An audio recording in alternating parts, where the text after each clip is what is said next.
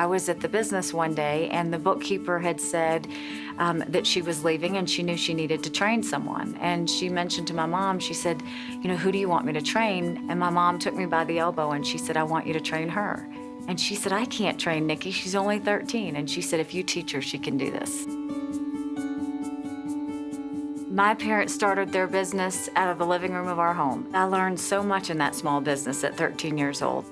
I have incredible parents. They came here from India with $8 in their pocket, wanting to live an American dream for them and their kids. They loved the fact that you could be anything you wanted to be in this country. They didn't want me to know the differences in gender. They didn't want me to feel any sort of liability in race. They didn't want me to know what it was like in terms of age. What they wanted me to know was whatever you do, be great at it, make sure that people remember you for it. I was never anyone that thought that I would be in politics, but what I saw in our family business was how hard it was to make a dollar and how easy it was for government to take it, and I got frustrated.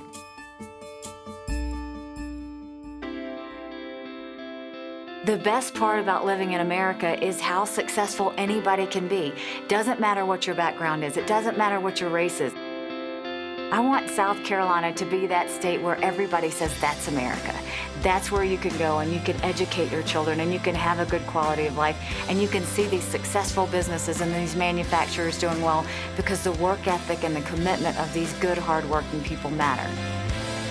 I think the job of Republican governors is for us to make sure that we maintain that ability to be successful in our states, whether it's through entrepreneurship, whether it's through research and development, whether it's through technology. Every family wants to know what it's like to be independent. Every mom and dad want to know that they are independent and can make the decisions for their family that they want, that they can decide which schools they should go to, that they can decide the healthcare positions they need to have, that they can decide exactly the quality of life for their family to live.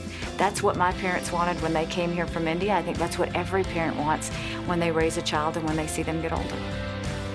The problem with Washington is that they're so busy complaining about the problems that they never get to the solutions. I'm not going to let Washington slow us down.